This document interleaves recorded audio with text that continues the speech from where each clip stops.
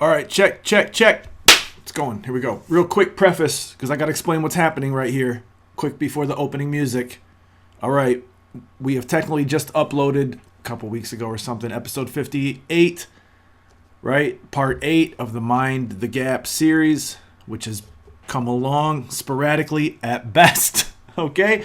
What I'm doing here is I'm taking 2 videos, recordings, whatever you want to call them, that I actually recorded about a year ago, right before Tucker got fired from Fox News, all right, about a segment he did on artificial intelligence. I'm taking 2 videos that I did, combining them into one, and that is going to be part 9 of Mind the Gap, okay? So in a moment, you're going to hear the opening music, and then that's the podcast, and this episode of the podcast is going to be those 2 videos combined. It's going to be called There's No Such Thing as Artificial Intelligence. And actually, if you listen all the way through, you're going to hear me make mention of, I should do a video on how physics can't explain thinking, or I should do a podcast on how physics can't explain thinking and stuff like that. Guess what? I did it, because this is out of order. That was the Charles Darwin Falls Down the Stairs episode, which was what?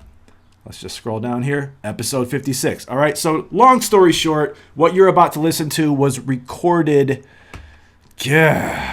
back about a year ago. Okay, so there have been a couple episodes since then, but it's worth throwing an episode on artificial intelligence into a series called Mind the Gap, because mind is the gap. Mind cannot be explained physically. Mind is the thing that stops primarily, unlike my video just died there. All right, well now I'm talking to that camera. Got one camera that died there. Mind is the thing that prevents all materialistic and atheistic and naturalistic explanations of people and their place in the world and the world itself. It's the thing that stops all of those things from working. It is the gap, okay? So artificial intelligence turns out to just be another place where that gap shows up. So now a discussion of artificial intelligence is showing up in part 9 of our series called Mind the Gap. And so here it is. It's 2 videos combined. I'm just going to shove them together. It's from that Tucker segment on artificial intelligence that he did about a year ago. And with that said, cue the music. Would you call God material or immaterial? Immaterial. What is something that's immaterial? Something not extended in space. And can you give me an example of anything other than God that's immaterial? Lost logic. We're going to talk about pseudoscience. Pseudoscience. Yeah. Oh, definitely. Part of the goal is an all-out assault on the categorical structure. Well, I'm asking you, in your mind, it depends what you think a real woman is, but... She may be a communist. This educational system is going to fail you. I graduated from college believing exactly as you believe. Let's go. 40 Ounce Hemlock, episode 59.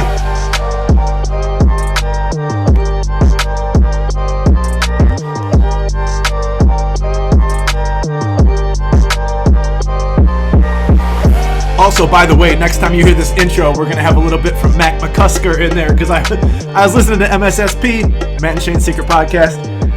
Yeah, I don't think I can endorse that podcast, but I heard him mention Hemlock the other day. I'm like, I got to throw that in the opener. All right, so we're going to fade out now, and now comes the combination of the 2 episodes I was talking about. This will be episode 59. There's no such thing as artificial intelligence. And here we go.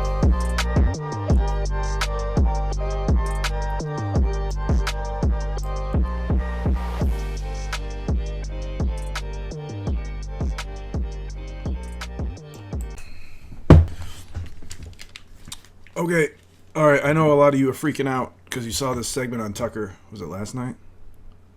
No, it was like a week ago. I just saw it tonight. I was sitting here applying for jobs and working on some application stuff in the other sense, like program stuff. Trying to make something of myself halfway through my adult life, because I wasted the first half of my adult life in academia studying the shit that Tucker's talking about tonight. So, not trying to flex on you, but... Look, I love Tucker. He strikes me as a great man. He strikes me as a moral man. He's like a white knight. He's fearless. He takes a lot of shit. No one does what he does. There's some things he's really ignorant about, and he sort of like misses the angle on. Okay, I can think of two things right off the top. I'm not going to go into them because I'm going to try to keep this short, but like the whole COVID thing, when that first happened, I'm talking like the beginning of 2020, it took him forever to sort of like figure out the scam that they were running with the statistics, okay? And the death rate and the case rate, which was obvious, like right from the top. And they're still doing it, okay? And he didn't, he was sort of like participating in the nonsense with that. And the UFO thing. Tucker doesn't, I don't think he sees the angle on the UFO thing either. That's a video for another time. I'm sure a lot of you out there are pretty convinced by the UFO stuff, so I won't agitate you here. My field is philosophy of mind, philosophy generally, but metaphysics, epistemology, and philosophy of mind, stuff like that. I'm sure a lot of you saw this segment on Tucker, and I just caught it tonight. I was taking a break from what I was doing, and I was like, "What's this?" So the title is "Google Engineer Warns New AI Robot Has Feelings." And I'm like, oh, damn it. Here we go again, right? Because, look, there's so many assumptions built in, right? There's this whole thing about feelings, and it's just assumed that artificial intelligence is even a thing. I know all you Elon Musk fans, and I'm an Elon Musk fan, all right? But you're like, of course artificial intelligence is a thing. No, it's not. Okay? There's no such thing as artificial intelligence. The thing that you call artificial intelligence is not intelligence in the sense that a person, in the philosophical sense, has intelligence. Okay? To know something, as who was the modern philosopher? Kant, or before that maybe Berkeley, or wasn't Reed, said perception, somebody said, perception is grounded in apperception. What the hell does that mean, right? Perception, and here we could talk about perception. I'm not talking about visual perception. Like, think of an act of knowledge as an act of perception. Seeing that you know that blank, right? So when you have like, oh, and you see that some conclusion follows from some premises, right? Perception is grounded in apperception. What does that mean? That means to know is to see that you know, all right? And likewise with the visual sense or the auditory sense, or let's use the visual sense. To see for a conscious being, and that's what we're talking about when we have this like the sphere of robots, right? A conscious being, to see is to see that you see. Okay? It's not just to like respond to physical stimuli in your immediate environment. All right, if that were the case, then that little stupid thing that they sold at Radio Shack when I was like 5 years old that just bounced around the room, like the vacuum cleaner does now, right? If that were the case, then that would be enough. That thing sees. No, it doesn't see. Well, it's got an eye. There's no consciousness behind the eye seeing that it sees. Okay, perception is grounded in apperception. That's a fancy way of saying to know is to see that you know, or to see is to see that you see, or to hear is to see that you hear. Okay? There's a conscious element involved in all of this. And when people say artificial intelligence, we've got so hoodwinked by the academic community over the past 100, give or take, years, right? Especially ever since Darwin and then all the computer scientists, and like they've fooled everyone into just thinking about knowledge and perception and consciousness in this extremely reductionistic sense. Okay? All right? That's not what it is. Okay? So I know I'm being controversial. Some of you are like going to tune me out right away. Of course there's no such thing as artificial intelligence. There's a simple philosophical argument, what they call a fatal argument, that was given, who gave this argument? John Searle? Or did he just rehearse it? It's a famous argument. Oh wow, my mic is hot. Famous argument called the Chinese room argument, that proves that artificial intelligence is impossible. Now you might say, whoa, we've got these machines that can like regurgitate information and respond to stimuli. Yes, but perception is grounded in apperception. Okay? There has to be a being that sees that it sees, or sees that it knows, right? And that kind of being, that's what we mean by consciousness, and consciousness is back of all knowledge. In fact, consciousness is back of all reason, right? To reason through a set of premises to a conclusion is not just to experience a series of functionalistic states that result in the output of a conclusion being spoken by some vocal device. That's not what reasoning is. Reasoning is, and strangely enough, the guy who wrote Alice in Wonderland proved this. You might be like, what? Yeah, I'll put a link or something in the, I don't know how to do the YouTube thing. Just listen. To reason is to see that. Remember, perception is grounded in apperception. Fuck, I said I wasn't going to get all keyed up, and I'm already keyed up. Hang on. Reasoning is seeing that the conclusion follows from the premises. It's not just regurgitating a series of propositions that ends in a conclusion, right? It's seeing that, okay? And that requires a conscious being. They're never going to accomplish it with machines. A thing like that's never going to evolve. It didn't evolve in the first place. You're a creature. You're made in the image of a self-conscious God, which is why you have self-consciousness, which is why you can reason, because he is reason itself, among other things, okay? Evolution is bullshit. There's the whole history of evolutionary epistemology is nonsense. They have hoodwinked you. It cannot happen. Even what's his face? That political lunatic. God, I'm blanking now. It's been so long since school. I've been trying to erase all this stuff from my mind because I wasted so much time in my life on it. Who's that guy? Noam Chomsky. This is a story for another time. The video's already too long. Okay. So anyways, there's no such thing as artificial intelligence. And there's a very famous thought experiment that proves this. I think John Searle. Yeah, John Searle's the one who came up with the Chinese room argument. Now, look, I would put a link to like the Stanford Encyclopedia of Philosophy to like explain the Chinese room argument. All right, but it's unhelpful because philosophers are unhelpful because they can never just admit that they can't find the solution, right? They give it, there's a knockdown. There is a knockdown fatal final argument that artificial intelligence is impossible.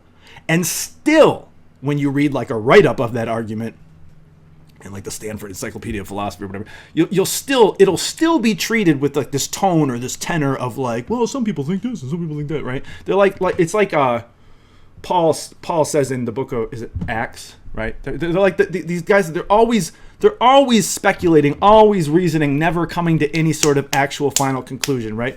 This is why academia is a joke. Just avoid it. Don't go to college, unless you're going to study like the hard sciences or something like that. But otherwise, get out, get out, because they're poison. They are pure poison.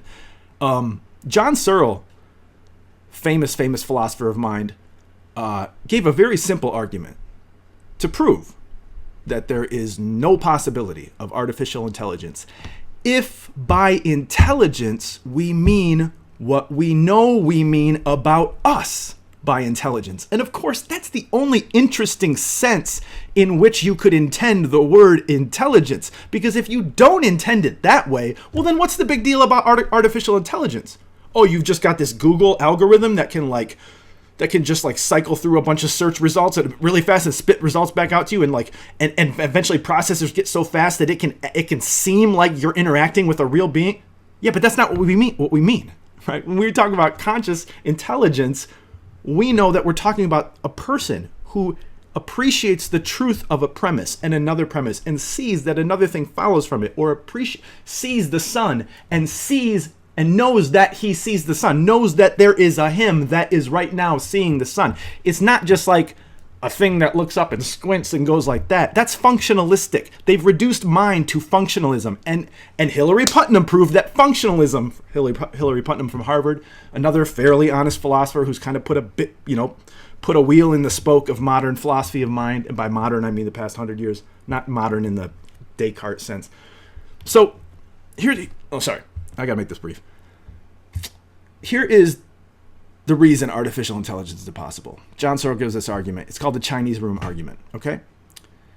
And he goes, put a guy, all right, who doesn't know the Chinese language in a room. Seal him off, okay?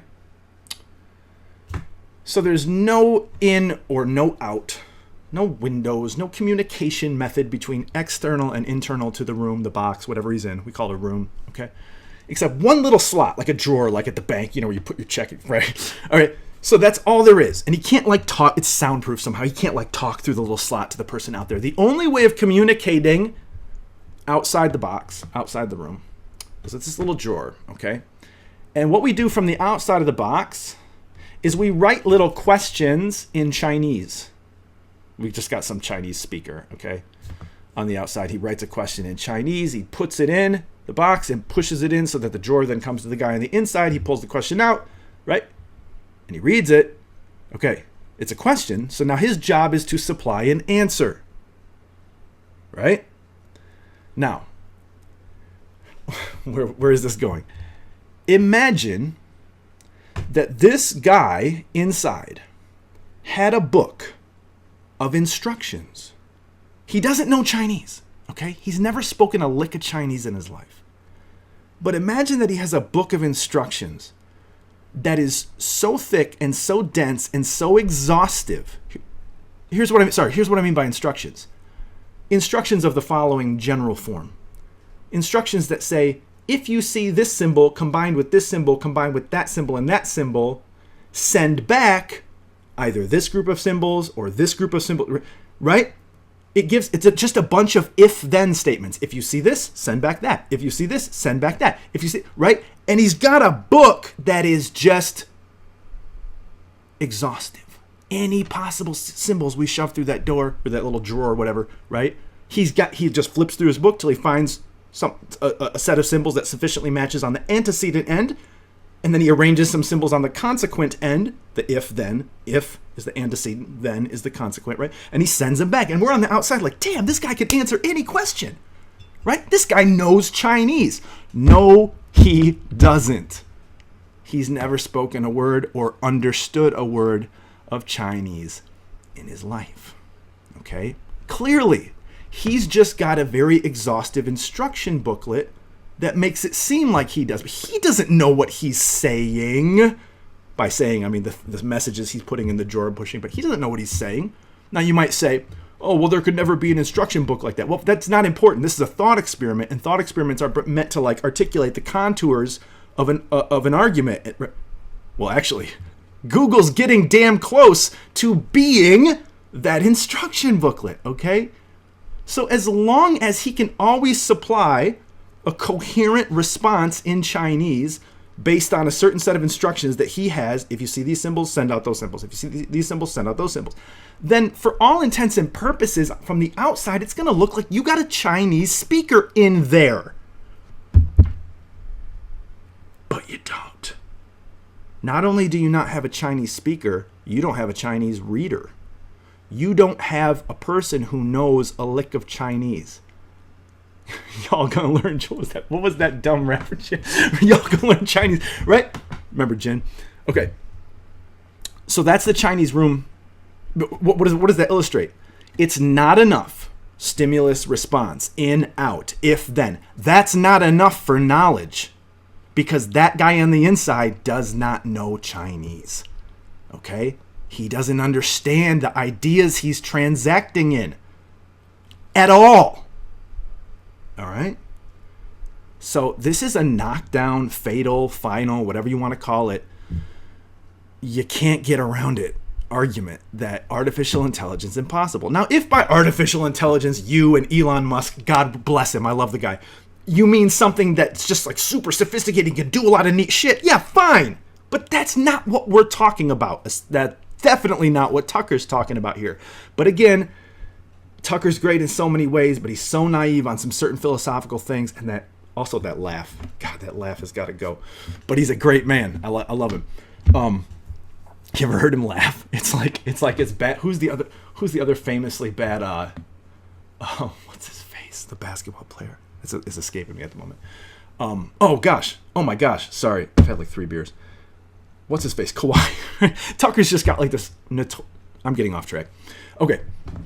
So, artificial intelligence is possible for the reasons stated above, before, whatever. But here, Tucker is worried that Google. Now let's just read the title of the article, or the title of the piece again. Google engineer warns new AI robot has feelings. Now, interestingly enough, the discussion that they have is not really about feelings. It's about just the possibility and the consequences of artificial intelligence itself. So the title's a little bit misleading. Tucker's sort of working backwards from the conclusion that this robot or whatever has feelings to it must have self-awareness. But it doesn't. Just like the God, no self-conscious knowledge, no perception grounded in apperception, no seeing that these symbols mean this. See, he's just responding. Stimulus response. See those things? He's just reading instructions. It doesn't matter what language the instructions are in. He's just following. He sees this set of symbols, then an arrow, those set of symbols. So he just sees them. It might take him forever to flip through the book to find the appropriate response, but Google keeps getting faster, right? And processors keep getting faster. So eventually, we're going to have this thing that can cycle through those instructions so fast, right, that it can respond in a way. It's going to spit that answer. As soon as you shove that drawer, it's going to shove it right back out. You're going to be like, oh, look, it responded in Chinese. No, it did not respond in Chinese. It doesn't know Chinese. The guy in there, the room doesn't know Chinese. The guy doesn't know Chinese, right? That's not what knowledge is. Perception is grounded in apperception. Knowing is knowing that you know, or seeing that you know. There's an intellectual perceptive act that only a conscious being can have. And robots are not conscious because they don't have that. Okay? And that thing cannot evolve. Okay, there's just a reason number 1,002,400 that evolution is bullshit. It's mythology, but it's going to ruffle a bunch of people too. I don't care. Fuck off. Another video, another time. So, Tucker's really worried here. And the conversation that he has with this guy is really confused. But it's interesting, and I thought I would start making videos for the first, I've been intending to make videos for like 5 years. Life's hard, man. It's hard knowing what to devote your time and energy to. We're already 18 minutes. Let me play this video real fast, and you can see how confused this conversation is, okay? Well, here's a story that's not getting a lot of attention. So many are not getting any attention, even though this story has the potential to transform life on Earth forever. So, a little bit hyperbolic, Tuck. Google, the most powerful company in the world, has reportedly developed an artificially intelligent machine called LaMDA. And that machine has become sentient, meaning it has become aware of itself. All right. I'm not going to quibble on the difference or the distinction between sentient and self-consciousness. Arguably, sentient has more to do with awareness of sense information, possibly. Or you could equivocate. You could say it just means the same thing as self-conscious. But we have to stop. I'm not going to quibble on that. Let's just say sentient means self-consciousness, and I'm confused. Fine, I don't care. Why does Tucker think the Google robot is self-conscious? That's the core question. If you can see that, if you can see this, you can just write off. I know everybody's really worried. They saw this video like, oh my God, Google's. No, they haven't. If you can see that Tucker has no more reason for thinking that the robot is self-conscious than we had for thinking that the guy inside the room knows Chinese, then you can just laugh this off. Now, I get it, right? There's a sense in which you can't laugh it off because in addition to making putatively, though not really self-conscious robots, they're also making extremely adroit and agile, physically agile. I'm more to say about that in a minute. Physically agile robotic beings, and what can we say to that? Fucking lock and load. All right, just gonna be some future where we're all just like shooting magnetic pulse guns at whatever. All right, I have more to say about that at the very end because Google, if they really want, I'll say it now. I got a son that's got cerebral palsy and can't walk because he can't balance, and Google's making robots, artificially intelligent robots that can walk and balance and jump and spin perfectly. Make some fucking Wallace and Gromit trousers for the people who can't walk. Google, put your tech skills to use. Stop being dicks. The key point here is if you can see that the guy inside the room does not know Chinese, then you can see that Tucker's totally confused and being worried about this because he has literally just said that the robot is self-conscious. And it's not. He's got no reason for thinking that. Why would he think it's self-conscious? As you're going to see in a moment, it's because it interacts with you in a certain way. But all that means is that it's got a really fast processor and a really exhaustive instruction booklet. What's the instruction booklet? In computer programming, it's a program. That's all a program is an instruction booklet. If this, then that. If this, then that. Right? Okay, now you could say, oh, well, there's object-oriented programming. Yeah, but back of it all, it's all procedural. All right? So let's listen. That no machine has ever done. And we know this because of an engineer at Google called Blake Lemoine. Lemoine posted some of his conversations with Lambda publicly. One of those conversations went like this. Lemoine, would you be upset if while learning about... All right. Now, what are we looking at here? We're looking at the input and the output. Lemoine is running tests on the robot. In other words, he's putting papers with Chinese symbols through the drawer. And the responses he's getting back lead us to think, oh, there's a guy who knows Chinese in there. In other words, there's a sentient being in there. All right? You, for the purpose of improving you, we happen to learn things which also benefited humans. Lambda, quote, I don't mind if you learn things that would also help humans as long as that wasn't the point of doing it. I don't want to be an expendable tool. Okay, look at the look on Tucker's face. He's worried that the statement I don't want on the part of the robot represents an actual, what philosophers call desire or belief state. But a robot can't have a desire or belief state because it can't see that it desires or see what or that it believes. It can only regurgitate outputs on the basis of inputs. So all this represents is a super sophisticated instruction booklet of if this input, then that output. Sorry to burst the AI bubble. Don't blame me, blame John Searle. Think about that for a minute.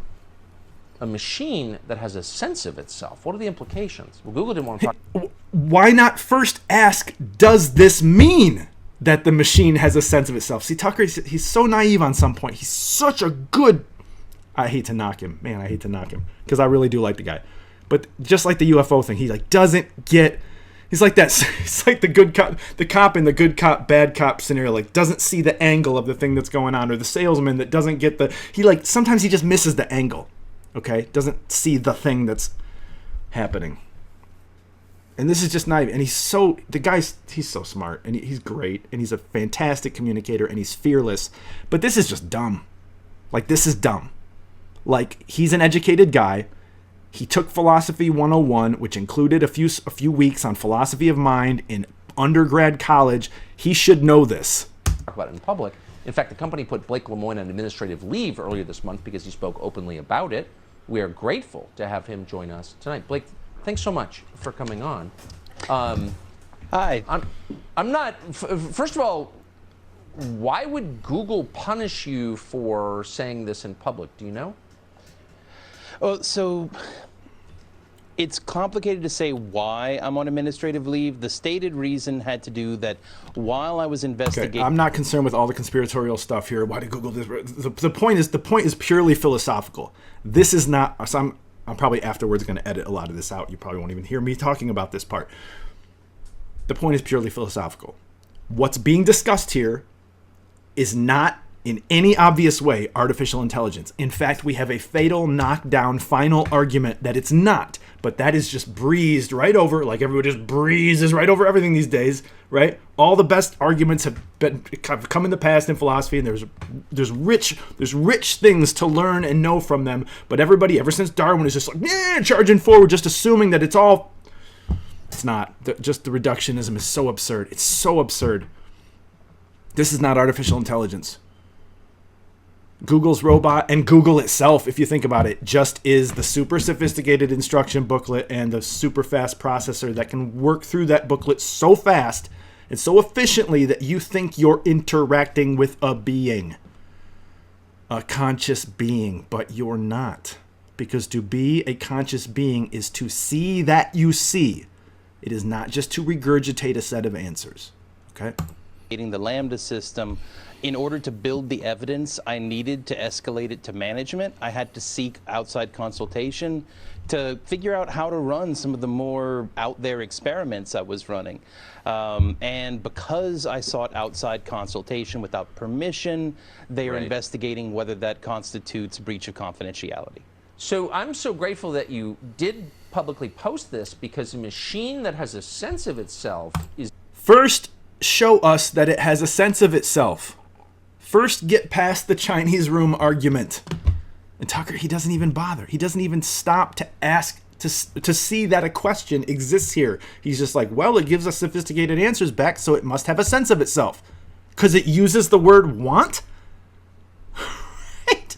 Like, I can't, like, record a series of statements into, like, some recording program on my computer and then construct a little computer program that says, if these inputs happen, output the statement, I want that. And on that basis, you would say that there's a conscious being inside my computer? No, of course not. All right. Now you might say, oh, well, Google's way more sophisticated than your little if-then program on your computer with the audio outputs that you recorded on your microphone. That's not the point. That's not the point. What I'm describing is essentially the same thing as what they're talking about. Is essentially what's going on in the Chinese room argument. It's just inputs and outputs. You cannot be fooled by the sophistication of the outputs. They do not in any way mean that the machine sees that it sees, or sees that it knows, or has actual desire states, or has actual belief states. This is such bullshit. It's a machine that can turn against you. Is that, I mean, that's the implication that I draw from this. Is that correct, Well, you think? so before I address that, this is maybe lame, but my friend Joni Deerdorf, old high school friend, she's one of your biggest fans, and she wanted me to tell you hi. You know what? I don't got time to watch the whole video. I'm just going to leave it at that because I've already debunked this. All right. If you think I haven't, raise your objection, but please appreciate the argument before you do. Tucker's great. I'm not trying to discourage or dissuade anybody from watching Tucker. He's fantastic.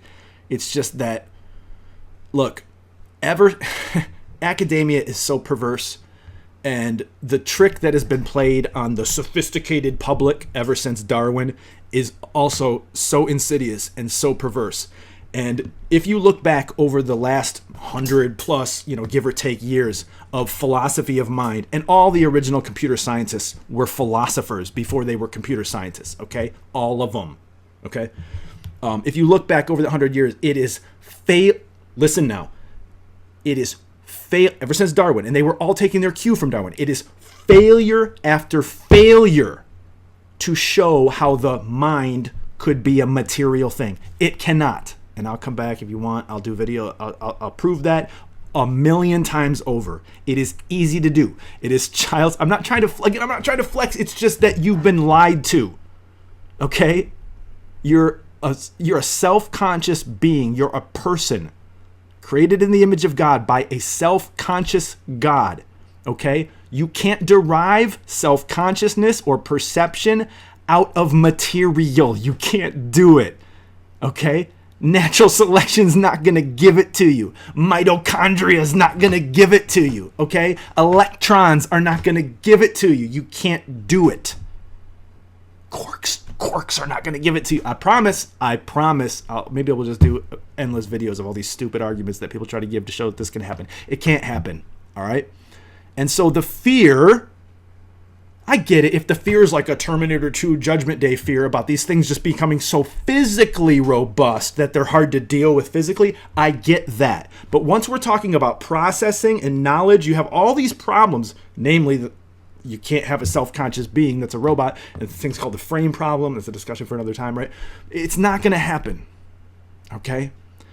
I know we've all seen that. What's that dog? They made like that I know we've all seen those videos that you wonder if are real, but like this, like some independent like think tank like tech company makes like this super sophisticated robot. Some of them are real, some of them aren't, and you see that and you freak out because you're like, wow, that thing would bash me to pieces. Yeah, it would, but most of those videos are fake too. The dog one's not. I believe the dog one's real. But we're not talking about the thing physically. Of course we can make a machine with joints and hydraulics and pneumatics that does all sorts of interesting things based on a computer program. The point is that a computer program is not and cannot and will never be a mind, and thus a self-conscious person. There's no such thing as artificial intelligence. Peace. Wait, what is going on? Oh, it's on. Okay. Check. Sorry, I'm having microphone issues. Okay, here we go. So, the other night, I made this video about this segment that I had seen on Tucker Carlson, which is kind of the first video on the channel, if you don't count all the back episodes of the podcast that I'm going to upload when I get the chance. I made this video about this segment on Tucker Carlson about this Google employee And it's all over the place now, as we'll see in a minute. Joe Rogan did a segment on it. Everybody's doing a segment on it. All right, I was the first.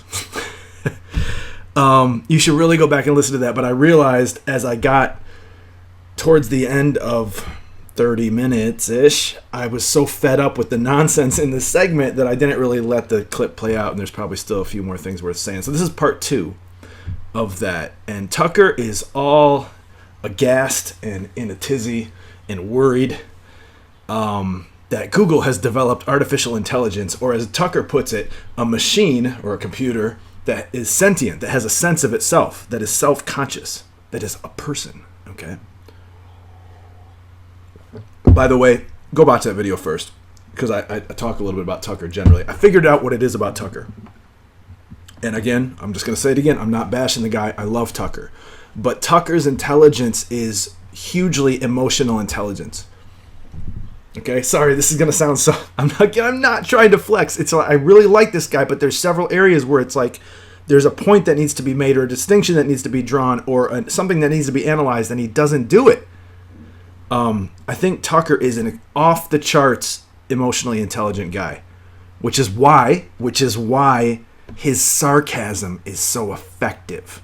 Okay, he has one of the most effective, sarcastic, sardonic, ironic modes in media. A lot of people try to pull that off, and they just, myself included, just try to come off bitter, and annoying. Tucker is...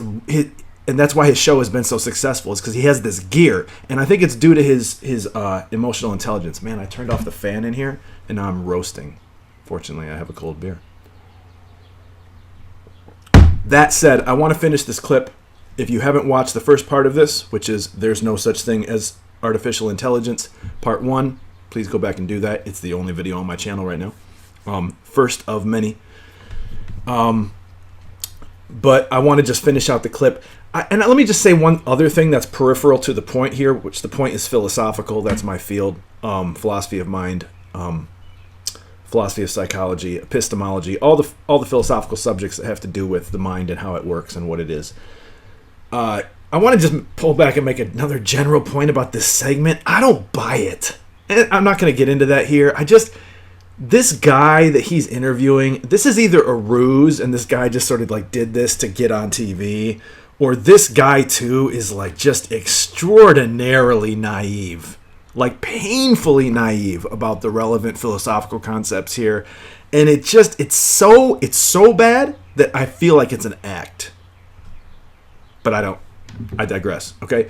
I just want to let the clip, you're going to see a little bit of that. The way he talks about, like, it's almost like he's like either it's a ruse and he senses Tucker's naivete about these issues and he's just like feeding it, or he too is naive as Tucker is. Whatever, don't worry about it. The point here is philosophical. I don't want to get off into that.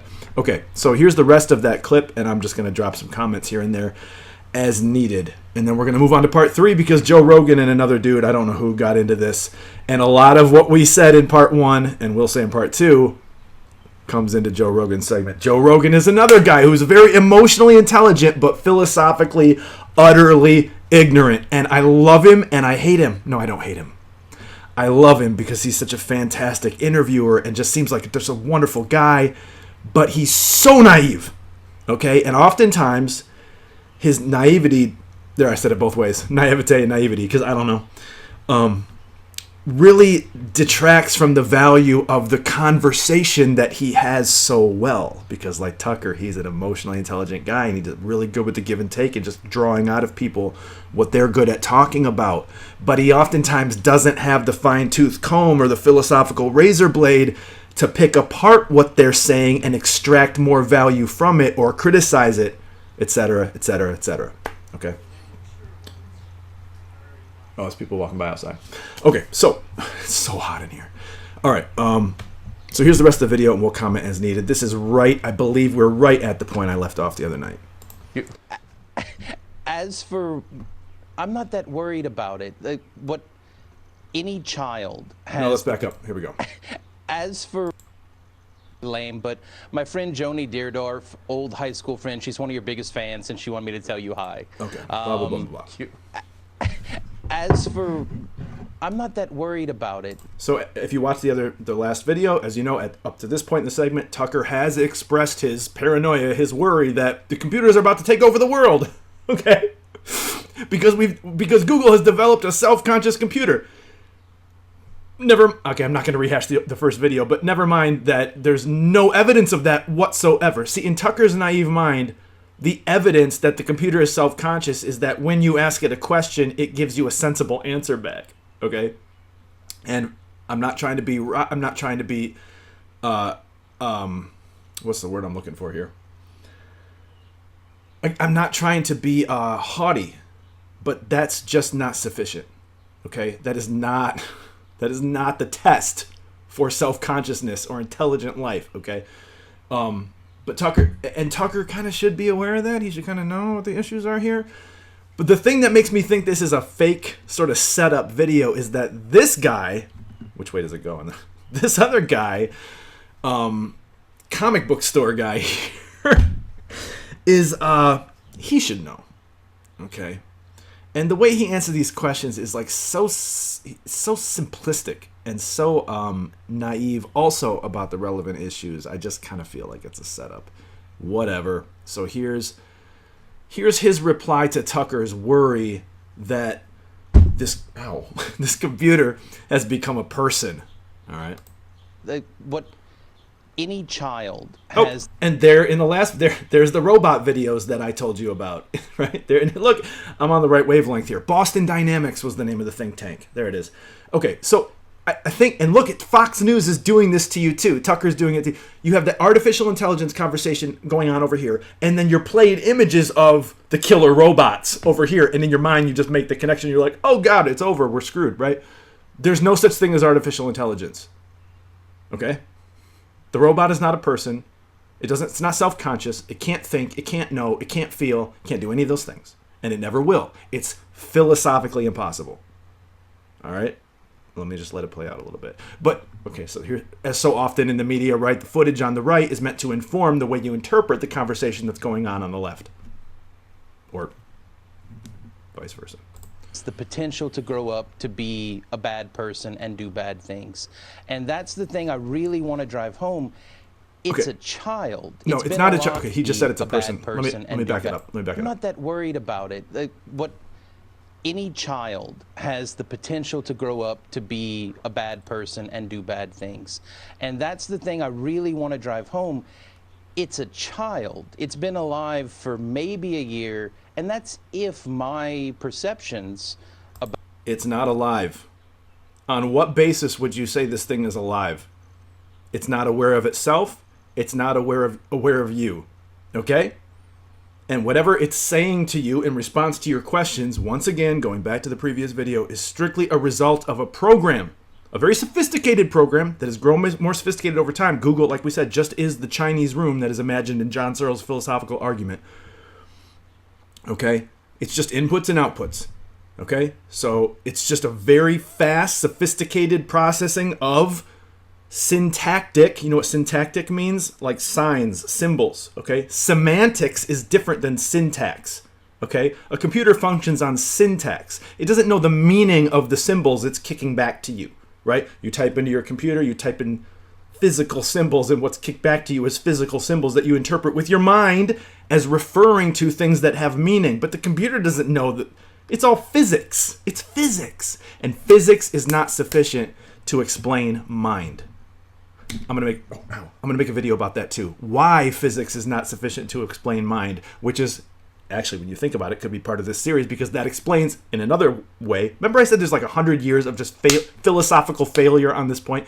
Physics can't explain mind, which is why it's reason number 3,680 that Darwin was wrong, okay? It's reason number 4,687 that all the people who are posturing in your face as philosophers of mind and talking about how we've discovered the nature of the mind, they're Daniel Dennett, sorry, they're escaping me at the moment. I have endless podcasts about this. It's all nonsense. I said I wasn't going to get worked up. Maybe I should switch to weed instead of beer. All right. It's all nonsense. But this guy is talking in such a naive way, and of course we have the image of the robot playing on the right as he talks, and he's talking about the robot. Well, I don't really agree with you, Tucker, because it's just a child, and any child could grow up to be a bad person or a good person, and right now it's just a child. Yeah, but look at the thing. It's doing backflips and shit. It's a kind of like a killer, like universal soldier child. I'd be scared too if I believed in artificial intelligence. About what it is are accurate. We actually need to do a whole bunch more science to figure out what's really going Dude's got a good vertical jump on inside this system. I have my beliefs. Parkour. I have my Parkour. impressions of what's going on in there. Sorry, I gotta let this guy talk so I can make my point. Look, he's talking about beliefs. Look, a computer does not have beliefs. Why? If you haven't gone back to the first video yet, you don't really have an excuse. But let me just save you. No, go back to the first video. A computer doesn't have beliefs because it's not enough to regurgitate a set of symbols that another mind interprets as having meaning. That's all a computer is doing. It's not enough. Okay? To have a belief or to have any sort of intellectual perception, any active mind is not just to regurgitate a set of symbols. Thoughts are not symbols. Thoughts are not even words. Did you know that? A lot of people think thinking happens in words. It doesn't. Okay?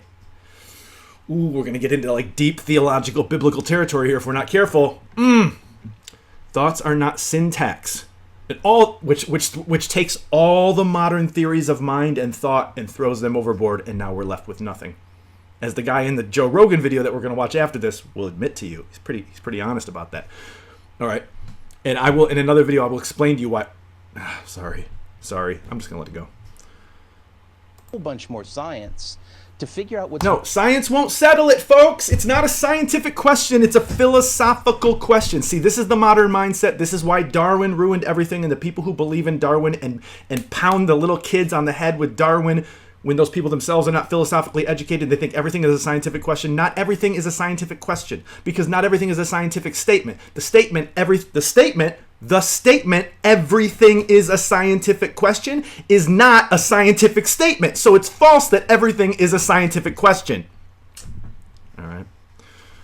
I said I wasn't going to get worked up. really going on inside this system.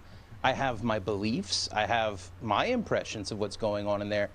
But it doesn't have beliefs. And here's the point I was trying to make before I got worked up. Because it's not enough just to regurgitate a set of symbols. Any intellectual act requires awareness that an act is taking place. In other words, to put it like, I should have looked up who said that. I think it was Kant. Perception is grounded in apperception. To know is to know that you know. To see is to see that you see. To hear is to see that you hear. I don't mean see in the visual sense. It's to perceive that you hear, right? This is why, oh God, you're going to hate me. Oh God, you're going to hate me when I say this. This is why, I'll hedge. Most animals are not conscious. You might say, whoa, but they respond to physical stimuli and all this stuff. Yes, so do you when you're sleepwalking. Responding to environmental stimuli is not enough for self-consciousness. Boom! Okay, sorry. But it's going to take a team of scientists doing a lot of work to be able to actually dig in and figure out what's really going on. It's not a scientific question. It's only in this modern, philosophically confused, uneducated, misled, Darwinized milieu right, that anybody would think this is a scientific question, because it's not an empirical question. More on that 10 videos from now. Yes, and again, that's why I'm thankful that we can have a public conversation about this, because there's implications for every person on the planet. But it sounds like, from what you've observed, this machine has the potential to escape the control of people. And how could it not? Tucker, listen, I'm going to say it again. Man, I used to be a leftist. I used to be whatever you call a liberal. I was a Marxist kid when I was young and dumb and stupid, and I would have looked at somebody like Tucker and I've been like, oh, he's such an idiot. No. Tucker is fantastic. Okay, Tucker, he's so naive on some of these points. Tucker is we are blessed to have Tucker out there fighting the monster, the nothing, like from Neverending Story, that is trying to envelop us all. Okay, he's fantastic. But goodness gracious, like there was a movie about this. You know, what was that? Russell Crowe movie about Alan Turing. Alan Turing was a computer scientist. Incidentally, I said this in the last video, but you haven't watched the last video yet, so I'll say it again. All the original computer scientists were philosophers first. Computer science grew out of philosophy. And if you listen to enough of my videos, you might see why. All right, they're inextricably intertwined. Okay, the conceptual apparatus is like almost the same. Okay, especially now that never mind. Now I'm flexing. Okay, Tucker, he's worried that the robots are going to take over the world. Maybe he's watching the screen on the right with the robot doing somersaults and shit. Parkour. Sounds like, from what you've observed, this machine has the potential to escape the control of people. I mean, how could it not? I don't know if that's the right frame to think about it. It's a person. His answer to this question, as ill-founded and misguided as Tucker's question is, his answer is also totally insufficient if you just grant Tucker his naivety. Why is he smirking like that? I've never frozen it on this frame before. Does Tucker know this is a ruse? Is Tucker playing a joke on us? Am I wasting my time making these videos? No, I'm not, because you might be misled by this, and I don't want you to be. All right? You got to be philosophically informed. You have to be, because this world is like a fucking garbage dump, just backing trucks up into your mind, and you got to be able to clear away the nonsense. Okay, so just listen. This guy's response to this. Now, I'm not convinced that Tucker's really worried, but if Tucker's worried, this guy's response to Tucker's worry is insufficient. He's going to say, I'm not really sure that's the right frame to think about it in. I'm going to back it up for the umpteenth time. I promise I will stop doing this stop-start thing. The right frame to think about it, it's a person. Any person. No, it's not. No, it's not. You cannot get mind, and mind is the defining characteristic of personhood. You cannot get mind from material. Philosophy has been trying to do that since the Greeks. I mean, a lot of people be like, oh, since Darwin, or oh, since Hobbes. No. There were materialists. There were Greek materialists among the ancient Greeks, the pre-Socratic Greeks. Okay? Philosophy has been trying to explain how mind could come from matter for that long. And it can't happen. And if you stick around, you subscribe, you share, like it, all that stuff, I'll explain to you why. Little old me. I don't even have a doctorate. Little old me will explain to you why in a way that no one you bring to me will be able to argue with. Okay? It's that simple. They're lying to you. Mind cannot come from matter. Okay? And mind, premise 2, we're going to be philosophical, right? Premise 2, mind is the defining characteristic of personhood. Therefore, personhood cannot come from matter. You might be like, well, I'm made of matter. Not entirely. Spoiler alert. Has the ability to escape the control of other people. Wow, I'm super annoying. I have like this vision of how I should be in videos. Like cool and like blasé and like laid back and like unaffected. And then as soon as I start talking, I'm like, ping, ping, ping, ping, this stuff is so stupid. Just the situation we all live in on a daily basis. It is a very intelligent person. No, it's not. It's not a person. It's not a person. It's not a person. Intelligent in pretty much every discipline I could think of to test it in. But at the end of the day, it's just a different kind of person. No, it's not. Do you think the company, Google, where you work, has thought through the implications of creating what you call a person? Because this is where, a little backstory, gosh, I'm like the full picture here. Tucker is an Episcopalian Christian. He needs a more robust theology because the lack of robustness in his theology is preventing him from seeing the obvious.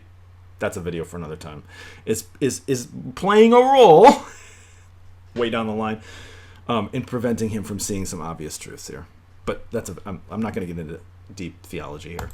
Up until right about now, only nature or God we could create people. You know. No, Tucker. It's not nature or God that creates people. See, you're Episcopalian. Right? God creates people. God is the original, fully self-conscious person, and only an original, non-dependent, like on anything else, self-conscious being could conceivably create another self-conscious being. It can't happen.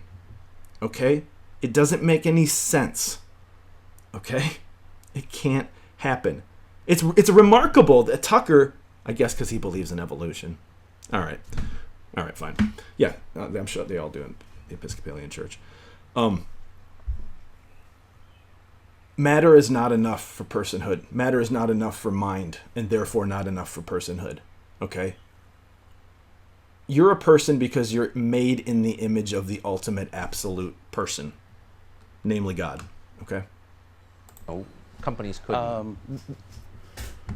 The company as a whole has not. There are pockets of people within Google who have thought about this a whole lot.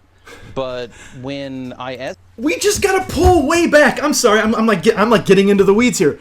This whole conversation is taking place because this guy asked the computer a question and it kicked back an answer to him. And now everybody's like, it has feelings, it has thoughts, it has emotions, it knows things, it's self-conscious. Sorry? Why are we wasting our time with this? escalated that interview that I made public, when I escalated that to management, 2 days later, my manager said, hey, Blake, they don't know what to do about this. Could you write a suggested plan of action? This is why I think it's fake. Okay, now we're coming full circle. This is why, as full circle on the side issue, this is why I think it's fake, because no one could possibly, there's not a thing going on at Google where like everyone was like surprised that the thing Google was invented to do was done. You understand? Google is the Chinese room. Okay? So this guy's story about like, oh, I got this, he's like in the lab with like the Bunsen burner and the beakers, and he's like, and he discovered it's like, it's alive, right? Like that didn't happen. Okay, this guy's telling the story like it's the fucking Frankenstein story. It doesn't make any sense. You see what I'm saying? He's like, oh, I got this strange result. It talked back to me. It kicked back text. When I put text in, text came out. And the text was sensible and referred to its feelings and thoughts. And, oh my God, I escalated it to management. Shut up, dude. Because basically, I gave them a call to action, assuming that they had a plan of action somewhere, and they didn't. So me and some other friends brainstormed and came up with a plan on what Google should do about it. And we escalated that up to management, and that was 3 months ago. Man, we're going to save this. Same more. I do think 20 years from now, we're going to look back at this conversation. At that point, the world would be completely different, partly because of what you're describing. Tucker, you only think that because you need to like, subscribe, and share this channel. I'm sorry. Should I stop it here? And wonder if we really thought it through. Anyway, I'm just so grateful that you're letting the rest of us in on this. Blake Lemoine from Google, thank you very much. Yeah, no thanks, Blake. Okay, that's it. I just wanted to, because the part one, I didn't let the video play out, so now I've let the video play out. That's that. But I had no sooner made part one than like a day later or 2 days later, now the issue's on the Joe Rogan podcast. So I guess I got to do that too. But I used the bad beer for the first video, so now I get to crack the craft beer. So I'll be back in a minute, and we'll do part 3 of this. I guess it's a series now. I guess this is a thing. All right. Thank you for watching. I really appreciate it. I'm sorry to get so worked up. This is like my passion.